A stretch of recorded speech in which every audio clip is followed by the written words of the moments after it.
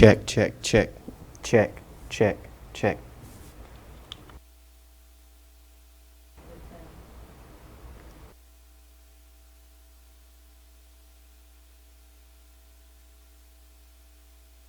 Check, check, check. Check, check. Better.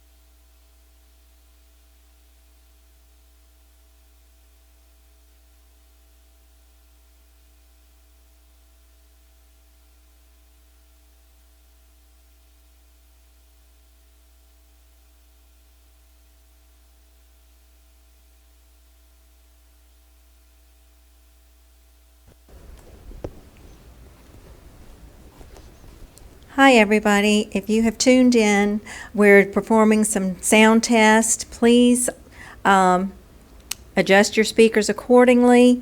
We will begin in about 30 minutes. Thank you.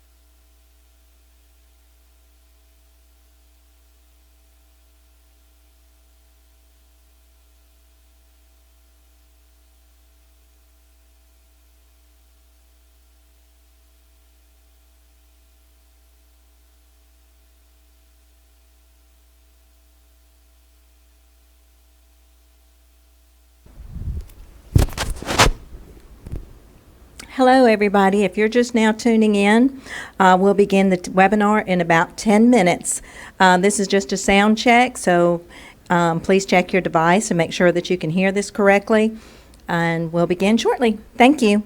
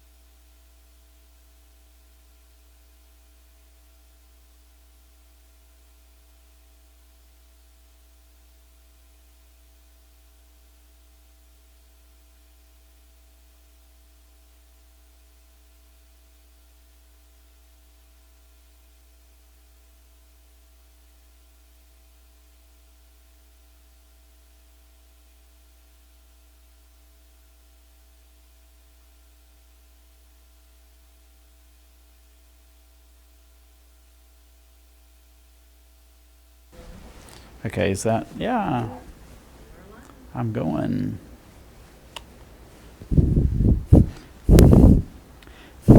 That's annoying, isn't it? Yes.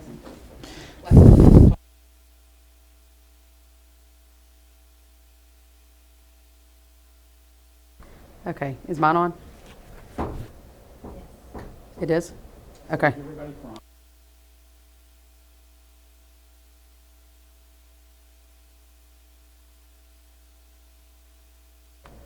It was green, Okay, well, but is it, were you going to be here anyway? can you hear it?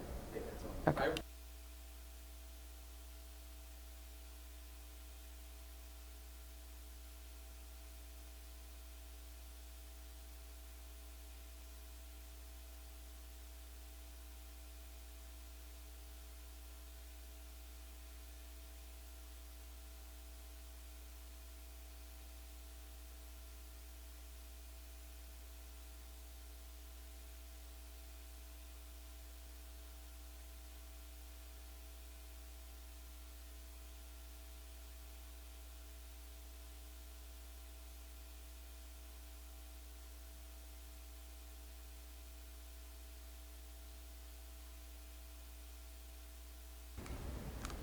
Okay. All right.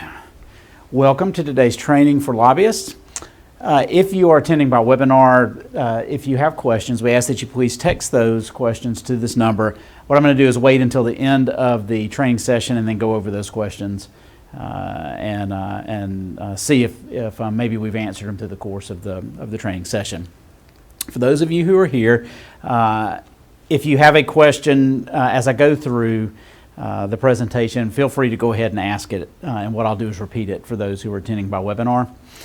So if I touch on something that just kind of spawns some kind of inquiry that you've got about something maybe you've heard, or you just want to know more about that particular subject, please don't hold back about asking questions. It helps us get through this a good bit faster, and I think that it's more informative if we do it that way. What we tell you here today is the floor, not the ceiling. You are certainly entitled to go above and beyond in your ethics compliance, and we certainly encourage folks to do that. So this is the bare minimum that we'll go over today. And remember that everything that we say here today is not a formal opinion of the Commission. It is simply a training session, and if you would like a formal opinion from the Commission, there is a process for achieving that and obtaining that from us, and I will go over that in just a few minutes as well. Anybody have any questions before I start? Anybody in the room have any questions? Okay, great. We'll move forward. What you need to know is that Alabama is not different from too many other states in that ethics takes kind of a forefront in the public discussion. And it certainly is right now because of some high-profile prosecutions that have occurred in our state and issues that are currently on appeal before the Alabama Supreme Court. The slide behind me is one from last year conducted there was actually a survey conducted of members of the press about states' reputations regarding ethics compliance. And as the headline shows, Alabama leads the nation in political corruption, new study shows. I think that was generated mainly by news stories about high-profile officials in the state who had been under indictment and tried for violations of the ethics laws in the state, and it's certainly not a reflection of what actually goes on with most of the public servants and elected public officials in the state. However, there has been some notoriety. The relevance for you in all of this is that this is kind of the environment in which you're going to be working. So you should know that there is heightened scrutiny, not only from the press, but also by those who are in public service and members of the public too, about the actions and the interactions between lobbyists and public officials and those who serve government. Former Speaker of the House was one of the, has really taken up the news cycle for probably the last 3 years plus. And his case is currently on appeal to the Alabama Supreme Court. There are a number of issues that are on appeal there, one of which is the application of the definition of principal, which currently is defined as a business or an individual that retains or otherwise uses the services of a lobbyist. However, the issues on appeal there are exactly how far that definition can be extended. That's one of the things that have been argued by the defense. So we don't really know what the state of the ethics laws could be a year from now. after the Supreme Court rules on this case. There could be statutory changes made. So again, the relevance for you in all of this is to just pay attention. Pay attention to what's going on, stay abreast of the changes that are discussed in the media, and also focus your attention next session on changes that could be coming in. So the point of this slide is simply to say that there could be changes on the horizon in this body of the law. You should also know that over the course of the last few years, not only have public officials who have dealt with outside interests been convicted for violating the ethics laws, but also those who interact with government have also been held subject to the restrictions that govern public officials, public employees, and those who interact with them. In the case that I've referenced behind me, those individuals were prosecuted in a federal corruption case. So also remember that not only are we in charge of the state ethics laws, but there are also federal bodies that regulate this activity as well, and there can be federal prosecutions too. Again, the relevance for you in this is that there is at least a history now of in at least one case that not only those who have received benefits from outside interests being held accountable for that, but those who have offered those things of value, so to speak, to public officials have also been held accountable. Changing direction dramatically, we have a website. The value for you in this is that if you have questions about compliance, about registration as a lobbyist, who you need to contact, if you have questions about events that may be being hosted by other lobbyists or principals to which public officials have been invited, all of that information is available on our website. You should know as well that your quarterly disclosures are available on our website for the public to view. The code requires that we make these documents available directly on our website, and our website does that.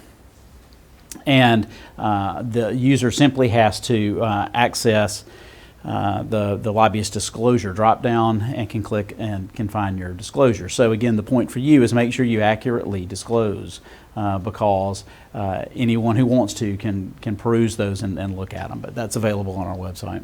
Somebody's saying we don't have video. Okay. Well, I've got to press on.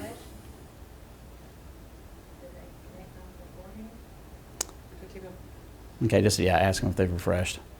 So who is on our commission? You need to know what the structure of our commission is. I'm not the commission, I'm an employee of the commission, but we do have 5 commissioners who serve staggered 5-year terms, and they're appointed, as they are in a number of other states, by certain political public officials. In Alabama, the commission is appointed by the governor, lieutenant governor, and speaker of the House to serve staggered 5-year terms. Our chairman is Judge Jerry Fielding. He is about to roll off our commission, but he's a retired circuit judge from up in North Alabama. Got Judge Charles Price, who is a retired circuit judge from here in Montgomery. We've got Beverly Brady, who is a lawyer in Auburn, Alabama. John Plunk, who is a lawyer in Athens, Alabama.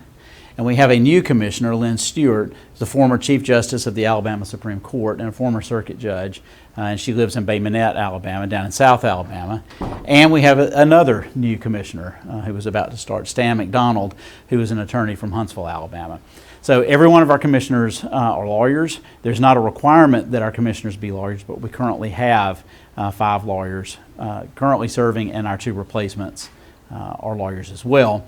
And as I said, one of them is retired Chief Justice from the Alabama Supreme Court. I think you should draw comfort from the fact of knowing who is sitting on this commission because these are individuals who have spent their entire careers analyzing statutes, criminal and otherwise, reviewing evidence, sizing up witnesses both as a circuit judge and on appeal, and the credibility of evidence and everything that we have to deal with. So they are good at what they do, and they are responsible individuals serving, and it is my pleasure to work for them. Now, they serve for free. They serve basically for free, $50 a meeting, and we do buy their lunch when they meet every 60 days. So these are individuals who are devoting their time to public service in the state of Alabama. If you have questions arising under the Act, you want to know whether there is something you're about to do is going to violate the ethics laws or not, there's a process for you getting an answer. You can request either an informal opinion from our office or a formal advisory opinion. And those are two very different things. An informal opinion is simply a question that you are asking us to give the staff's best answer about whether it violates the act or not. And that is primarily what we do as a staff, day in and day out, or answer questions for people about whether certain conduct violates the act. Now, the kind of information that generally is given in an informal opinion are things that we have answered, questions we have answered a number of times before in other formal advisory opinions, or the answer is just very clear from the statute. In your world, what we get are a lot of questions about what you need to disclose on your quarterly reports or how you need to register, which are not so much informal opinions as they are just questions about the process. Those questions should be directed to Vicki Manning. Vicki Manning is the lobbyist liaison for us, and that is who your point of contact should be. You can certainly contact me if you have any questions. What I'm going to do is forward you directly back to Vicki. So Vicki is the one that you should be dealing with on all these questions. However, if you do have a question, and sometimes we do have lobbyists ask questions about whether they need to register as a lobbyist given certain activity they're engaging in. Typically, the question would be whether, if they are not making contact with elected officials or decision makers, whether that conduct rises to the level of lobbying. That would be an appropriate question for us to answer informally for a lobbyist, and we've gotten those kind of questions before from lobbyists. However, a formal advisory opinion is a document that the Code of Alabama allows us to give, which gives you protection from prosecution if you rely on that document and you've given us the correct facts underlying it and you stay within the four corners of that document. A formal advisory opinion is generally going to be reserved for questions that have never been answered before. We have given formal advisory opinions to lobbyists before. One that comes to mind was the Marijuana Policy Council, or some group with a marijuana designation, asked a question about whether we had a quantifiable amount of activity that would make someone lobby. And I know in the federal system you've got standards like if so much percentage of your time is devoted to lobbying, then that makes you a lobbyist. Alabama does not, and in that formal advisory opinion we answered that question, that we really don't have anything in our statute that quantifies the amount of lobbying you have to do to be a, quote, lobbyist if you are paid to do that. Now, if you work for a company, you're an employee of that company, and you spend a regular and substantial amount of time as part of your job duties lobbying, then there's a separate definitional section that applies to that. But my point is that when that lobbyist wanted to know whether we had de minimis lobbying, that was a good question to ask in a formal advisory opinion. So they did that. So if you have a question, what should you do? The first thing you should do is call us, or you should email us and just simply ask the question. If you've got a question that would be more appropriately answered as a formal advisory opinion, we will tell you that. So we will help guide you to that. We don't get a ton of questions from lobbyists, but we do from time to time. Again, most of what we get from y'all are questions about procedure, what you need to do if you want to host an event, what you need to do if you have a new principal that you were working for. How do you amend your forms and all of that? And again, Vicki can answer most of those questions for you. So any questions from the room about any of this process so far? Okay. That was a good question from out there, Okay. Out there. the wide world. Yep. Remember that that your questions can only be prospective. We do have people from time to time who will call and say, hey, we had this event and we think it was a widely attended event or educational function. Can you just confirm that it was? We cannot answer questions in hindsight. We have said before we can grant permission, but we can't grant absolution. It's the same thing. You just need to ask these questions ahead of time. That's the only way that we're allowed to give those answers. You need to know the complaint process, because from time to time you could have a complaint filed against you, or you may file one. but you need to know what our basic enforcement protocol is. A complaint can be filed with us by someone who possesses credible and verifiable information of a violation of our act. A complaint has to be in writing. It's got to be signed by the person who is filing it, and then it must be filed with us. And once it is, the General Counsel and I will review that complaint to verify that it does in fact state a violation of our act. If we find that there has been a violation of our act stated, then what we will do is assign that complaint to one of our 5 investigators to investigate. They will subpoena records, they'll talk to witnesses to determine whether there is in fact probable cause for a violation. And as you probably know, probable cause is defined as more likely than not that there is a violation of the act. If we as a staff believe that there is a violation, then we will present it to our commissioners for review. They will hear the evidence. They will talk to witnesses that we have brought to testify on behalf of the prosecution of the case. And if they find by a vote of at least 3 members that there is probable cause, then we can refer that case for prosecution to the Attorney General of Alabama or the District Attorney. But we do sit as a probable cause board. Okay, we also have a number of fining options that are available to us. Violations by y'all could either be a felony or a misdemeanor, depending on what you do. But if there were a complaint filed, then it would go through this process with us. We share jurisdiction over this concurrently with the district attorneys in Alabama and the Attorney General's office. So, any questions about that process? Have to complete them within 180 days. The statute of limitations for violations of our act is 4 years for an intentional violation and 2 years from everything else. Okay, so let's just say that you fail to disclose something under our act. If you fail to disclose something on your quarterly report, we don't want you to be so afraid of these enforcement options that you refuse to amend your filing to state the correct disclosure. We want you to disclose. We understand that mistakes happen. If you failed to disclose something you were supposed to, simply call Vicki and tell her that and file an amended disclosure. We want you to file rather than get in trouble. So don't be afraid to ask that question. And again, Vicki is the one to talk to. Have any of you sitting in the room dealt with Vicki much? Okay. Well, you need to, because she's the easiest one to deal with in the office in this entire process. I promise you that. And she's done it for a number of years, and she, above anyone else in there, really, really wants to help you out. She's an advocate for you in this area. So be sure to contact her and just ask her the questions that need asking. And she will communicate with us. She always does. But just make sure that you disclose. Let's just say that you intentionally failed to disclose things. Then that process is going to go through the complaint process that I just described to you. We can self-generate complaints at times, although that's pretty much a rarity with us. But we do have the statutory ability to do that in some cases. Okay. Any questions?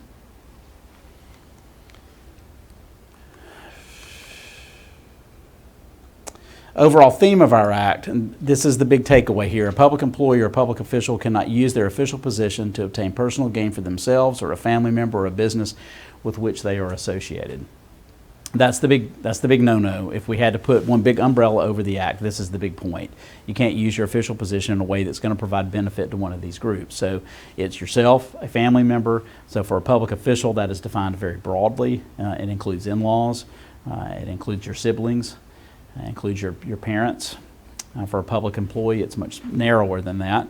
However, that group is included, as are their businesses. So none of the public officials who are elected over in the State House or elsewhere can use that public position in a way to, for example, swing business to a business they own. All right, our elected officials in Alabama are part-time officials, so that would be one thing that would be prohibited under the act. However, for y'all, you cannot offer or provide anything of value to a public official or public employee or a family member. And you can't give anything for the purpose of corruptly influencing official action. So for you, what this means, this is what people think of when they think about lobbyist interactions with public officials. They think about whining and dining. They think about tickets to sporting events. They think about taking them out for recreational activities. hunting, golfing, all of that. Okay, all of that conduct is conduct that should be analyzed under this general prohibition. Now, there are 18 exceptions to that general prohibition. Okay, and those exceptions are going to cover most of the things you're going to do in the course of your employment. It's going to cover conferences where you want to pay for their registration fees and cover their hotel rooms and have a group dinner where they're invited and members of your association are invited or other groups are invited to. All of that's allowed. You have separate meal allowances too as a lobbyist. You have a $25 per occasion with a cap of $150 annually for meals alone. Your principal has a $52.50 allowance for meals alone. There are a number of things that are allowed under the Act. However, all of that kind of giving things to public officials should first be thought of within that general prohibition. Okay, and as you move through this, you may develop questions about what's allowed and what's not. A good bit of those answers are available on our website. When, and Cynthia will talk about this in a few minutes, but when groups of lobbyists or lobbyists have events where they want to invite public officials to attend, it may be a dinner or it may be a conference, they will ask for permission for that, and we can grant permission for that. And when we do that, we publish that on our website. We have got a calendar of those kind of events. So if you have never done one of those before and you would like to do one of those, there are numerous examples directly accessible from our website about what other groups have done and what we have approved and questions we have asked about those events. So that can help you navigate that area too, if you have any of those kind of questions. And so any questions about this general prohibition or the allowances? Do y'all lobby anywhere else in any other states? Have y'all done any of these before? Have you done educational functions or widely attended events or? On the other side, as working for a legislature. Got it. Okay. Okay. Well, if you ever want to do that, just know that there are plenty of examples out there. I mean, the way it looks in this town is certainly during the legislative session, they'll have legislative receptions, maybe up at the State Archives building, and it may be BCA, or it may be Home Builders, or it may be any number of a combination of lobbyists or associations. And they will have food and beverages, and they'll invite 500 people to it, and it's during the session. It's just what you think of as your typical kind of reception. Those are very common.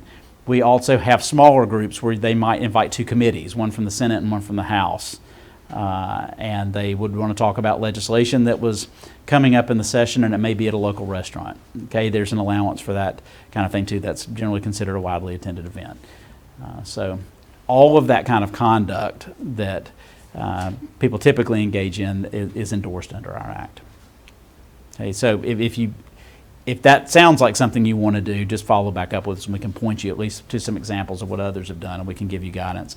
That would be a great question for an informal opinion too about what's allowed and what's not. On the not giving anything to corruptly influence, I think the easiest way to describe this is bribery. You just can't give somebody anything at all if the point is to get them to corruptly act. Okay, I think that's like telling people not to steal. You know, as a lobbyist, don't bribe. That's what we're telling you here, and I think that's pretty self-evident. But in the slide that goes back to the beginning, the members of the law firm and also an employee of a company that retains lobbyists, those are the allegations against them, is that they basically engaged in bribery, which would also under our state code be a violation of that corrupt influence section. So don't do that. We've got a number of advisory opinions on our website that talk about these exceptions and kind of how to maneuver through them.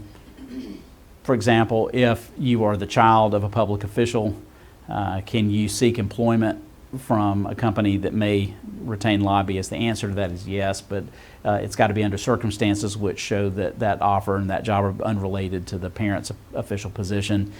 So again, the point for you is that we do have a lot of advisory opinions kind of flesh out some of these exceptions. De minimis is another exception that we've got. That in our code is defined as anything less than $25 in value. That has its application mostly in your world when people want to give promotional items or if in conjunction with an event, they want to give items of very little value, generally under $25. Like using the term swag bag doesn't really fit something under $25, but we'll just call it a hospitality bag. Maybe it might have a bottle of water and some suntan lotion or that kind of thing if you're at the beach. A lot of times people will try to separately qualify that item that's given to public officials under the de minimis exception. Some sporting events have tickets that are less than $25, so that exception would apply to that too. Some, baseball tickets here to the Biscuit, some of those would fall under that as well. So the de minimis exception is nothing that people get too excited about, but I think that it is something you should remember, because if you have a number of exceptions that apply to the things that you want to do, why not use them? And so this is just another tool that you've got in your tool belt for activity. Just know that if it's less than $25, then there's a specific exception that applies to that, separate and apart from every other exception. So any questions about that?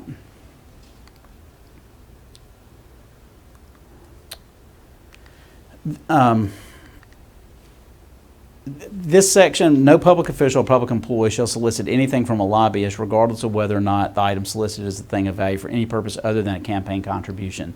As a lobbyist, you can't be solicited for anything except a campaign contribution. Period. This is one of the clearest sections that we've got.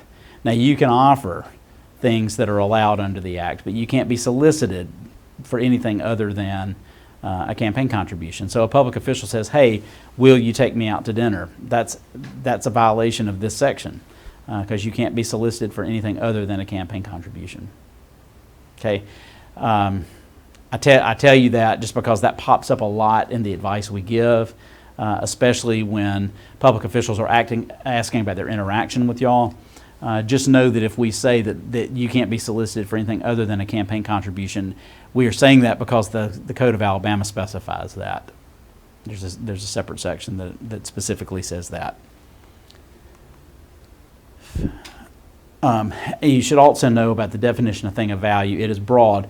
It typically is something that is reducible to a monetary figure, because most of what people want to give is ultimately reducible to that. However, the definition is much broader than that. It does say any gift, benefit, favor, service, gratuity, passes to entertainment event, offers of future employment, honoraria.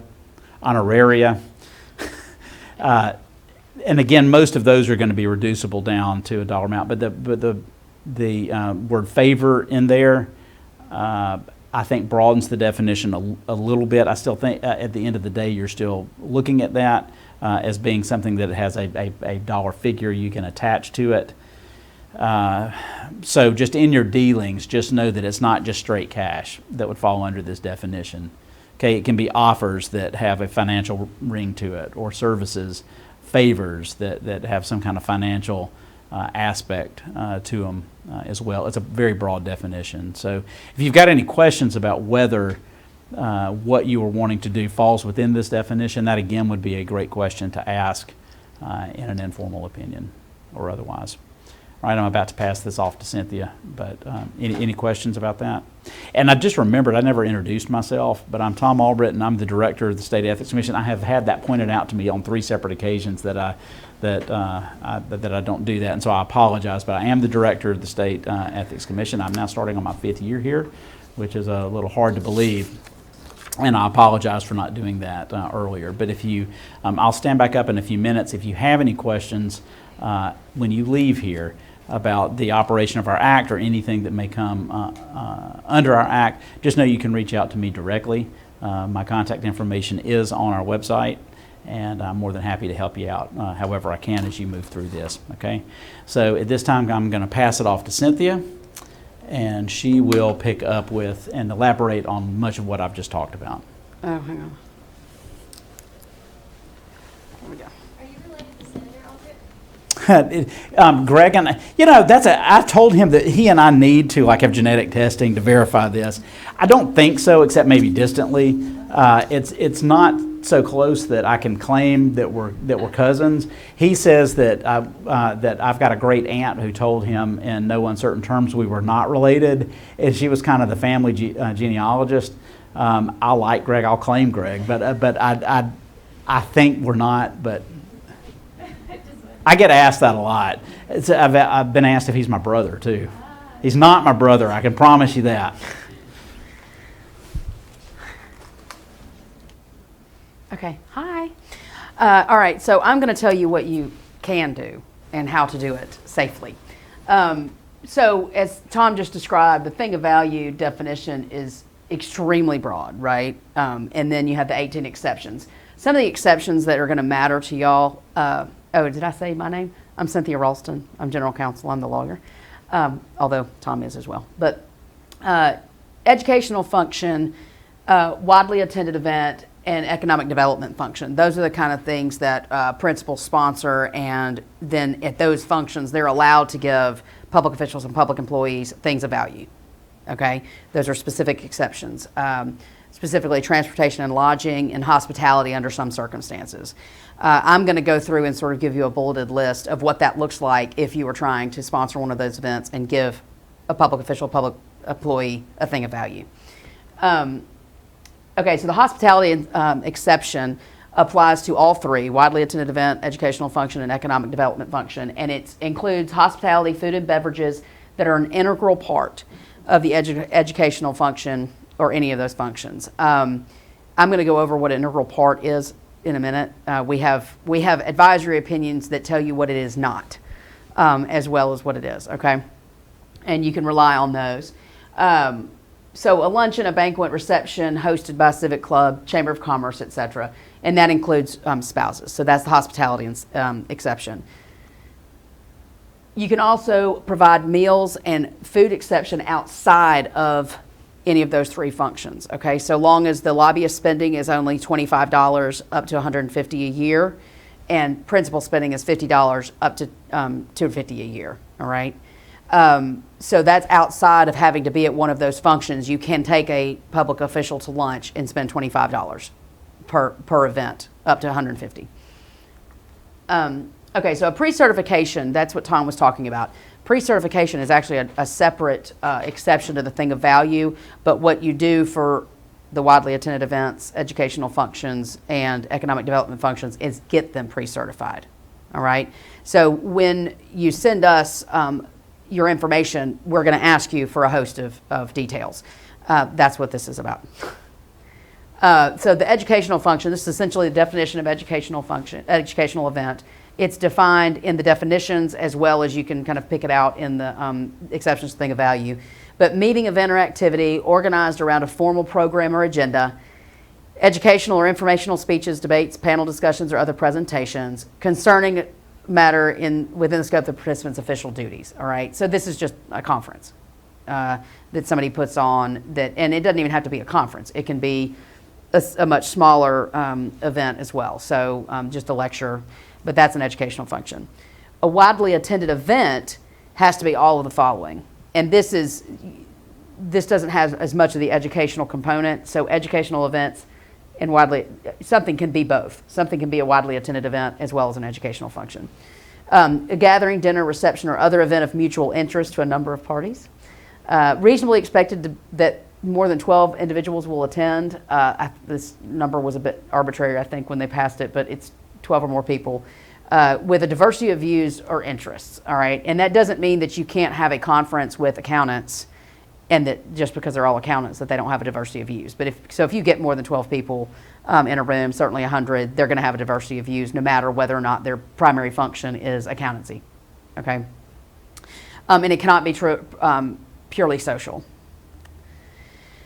So what we're going to ask you for a widely attended event is we're going to have to know who you've invited, public officials and public employees. If it's under 50 people, we require a sign-in sheet to know who was there. And how many people do you expect are going to attend? And then what are you paying for? And this applies to educational functions as well as widely attended events. What are transportations? What's the lodging? Are you waiving any registration fees or other costs? Are they a public official, public employee, or the spouses of either of those people going to attend as well? So we essentially just, it's about being transparent about who's giving what and who's accepting what. That's all that this pre-certification is. And all of this information goes on our website. So this has really reduced the amount of sort of public inquiries we have about who's going where and who's doing what, because it's all there. Nobody has to ask us. They can just go to our pre-certifications if it's there. And a lot of public officials wait on a pre-certification before they want to go to an event, because it makes it easier for them that we have already said it's an exception to the thing of value, and they can accept whatever the sponsors are providing. So what are they doing? Now, this is the key component about whether or not their participation is sufficient for a principal or lobbyist to be paying for it. They are a speaker or a panel participant, and they're presenting information related to their agency. They're performing a ceremonial function that's appropriate to their office, or it's appropriate to their official duties or representative function, which is a pretty broad definition, right? I mean, you could fit that into a lot of holes, but those are the things that they have to be doing in order for it to be allowed to be paid for. Okay, so integral part. You can provide hospitality, meals, and other food and beverages as long as it's an integral part of the event. That means it has to have something to do with it. It can't be, and I think I'm getting down, so specifically I'm about to get the advisory opinions to explain some of the advice that we've given, but it has to be done more than 10 days ahead of time. That is an administrative rule that we have. It must be requested 10 days before the event, or we're not going to pre-certify it, okay? And it's not, I mean, we're not being ugly. It's just that we have to have time in order to make sure that we have the answers to all the questions, and there's plenty of time to post it and all that before the event. All right, so that's where our pre-certifications are. This is the statute I was talking about, the $25 for lobbyists on meals, or $50 for principal, capped at $150 to $250 respectively. The cap is not optional, okay? And you can't stack. So if y'all are both lobbyists and y'all both take Senator Smith out to lunch, you can't combine your $25 and spend $50 on Senator Smith, okay? Even if you're lobbying about different issues. Same thing with you and your principal. You can't both go out to lunch and your principal spend $50 and you spend $25 and stack that, okay? So we call it stacking. You can't stack your expenditure. So if a senator or a legislator or a public employee goes out to lunch, you can only they're only going to get their lunch paid for $25 or $50, depending on whether it's a lobbyist or principal feeding them. So de minimis, Tom mentioned this earlier about the marijuana commission or something. I don't know what to, but there's no de minimis lobbying. If you're lobbying in Alabama, you have to register as a lobbyist. It doesn't matter how much time you're dedicating to that.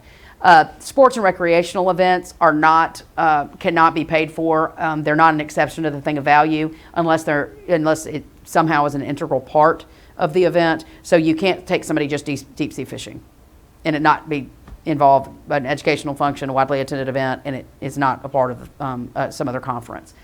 They're not, the standalone are not permissible. So to be an integral part, it has to, everybody's been to conferences, right? Okay, so you show up and they have a hospitality dinner the first night. Nothing's happening, but you've registered and you go to a dinner. That's permissible because that's an integral part. That's at the beginning of the conference. All the participants are invited. And it's very clearly a part of the conference. Same thing with the beginning of the day or at the end of the day of the conference. Everybody's invited. There's a barbecue on the patio of the hotel on the beach. That's included, all right? And so those are integral part. We have an advisory opinion that we set out that there's often multiple sponsors for an event, but we have to know who is sponsoring what and what their contribution is. So you can't have just one sponsor give $10,000, one give $1,000, and then the $10,000 sponsor doesn't, get credit for the fact that they sponsored that much money. So you can aggregate the total. So if you have two sponsors contributing money, they just both have to report it and report what they're intending to spend on it. All right, does that make sense? I've only got 3 people out here, so sorry out there in the wide world if it doesn't make sense. Let us know.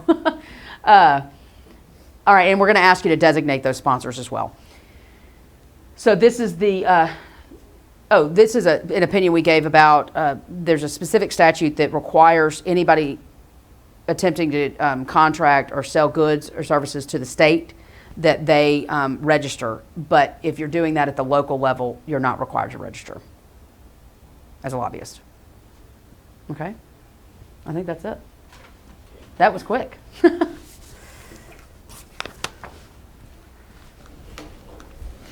Yeah, the advisory opinion that Cynthia referenced about the aggregation and all of that, that's an opinion that really is designed for big conferences where you have a ton of sponsors and you may have one main sponsoring association. That the opinion was given to BCA, the Business Council of Alabama, and they have a number of sponsors. And the facts of that opinion are that a lot of money was given for different things, and they needed to know how to accurately disclose all of that.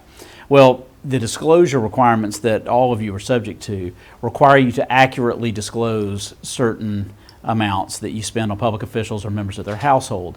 Specifically, even if it is an event that is pre-certified and therefore is an exception to that general prohibition, anytime you spend more than $250 in a 24-hour period, then you have to disclose that. So the opinion came up because at some of these locations where these big conferences are held, a room alone may bump you over that. And so those who watch these things and monitor and go over these disclosures had a question about why certain groups weren't disclosing amounts that they seemed like they should have been disclosing. So if you fall into that category of participating with others in a large-scale event like that, I advise you to read that opinion because it sets out the best way to accurately disclose the amount that you as a sponsor are spending on that. And it does allow for aggregation of certain expenses, and it also talks about how to aggregate or how to accurately disclose if it's part of a larger charitable event where you may have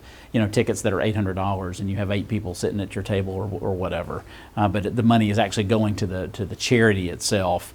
What would you look at? The answer to that question is we look at the value of what is consumed by the public official. That's really what is being given to that public official. The rest of it is money that is going to the charitable cause. So all of that is discussed in that opinion, and I think does a pretty good job of reasonably explaining how and what you should disclose. So some parting thoughts. Remember to update your registration. If your representation changes, remember you've got to update that within 10 days of the change. Communicate with your principal. A lot of hold up in having you registered as a lobbyist with us is when your principal has not confirmed that you in fact are lobbying for them. So make sure that you keep your communication good with them. They simply may not have confirmed it yet, and until they confirm it, we can't list you as a lobbyist. What that has created for lobbyists, especially during the session, are other lobbyists saying so-and-so's over there lobbying and they haven't registered. Well, the truth is they have registered with us. Their principal's just kind of dragging their feet on the confirmation. So typically what happens is Vicki gets on the phone and says, hey, y'all need to confirm that this person is actually a lobbyist for you. If you can do that work ahead of time, it would make it easier on you. Just make sure that they have done what they need to do. Sometimes they forget that they have to do that. We do have some who are, we know that they're going to get around to confirming because they do every year. They're just a little slow about it. So keep communication up with them. Remember your quarterly filings. If someone other than you files them, review them yourself. If you have a staff person who is doing this, I suggest that you eyeball them and make sure that they're accurately disclosing what you have spent. We have had situations where there were inaccurate disclosures, and then when the lobbyist actually got them, that lobbyist realized that they were inaccurate, and of course they amended and we allowed them to do that, but it was usually after somebody else has pointed it out that it's a mistake. So avoid that by actually reviewing them yourselves before they're filed. Remember the 10-day rule for pre-certifications. It is the easiest thing to comply with. If you want to host a dinner and you want us to pre-certify it, we don't have to pre-certify it. There's no requirement that we pre-certify it. But it is helpful to you, I think, if we do. Just remember to ask at least 10 days ahead of time. I've had lobbyists call and say, we have got it coming up in 11 days, but I haven't drafted the letter yet. What should I do? I will tell them to immediately send me an email. Tell me what they want to do and when they want to do it. If you will simply make the request for pre-certification within the 10 days, we will allow you to supplement that with additional information later. Your ask just simply has to be within 10 days. So get the email to us asking for pre-certification so we can get that ball rolling. But you don't have to have a completed package within 10 days. We understand that things slip up. You forget about it. You may not even have it occur to you to request pre-certification except at the 11th hour. Go ahead and get in the request.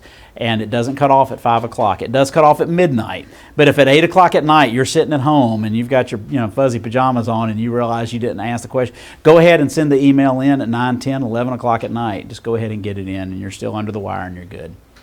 Okay? We don't like telling people that we can't pre-certify because they didn't ask on time. But we have and we will. And that's just because we have an administrative rule that requires it, and we want to treat everybody fairly under that.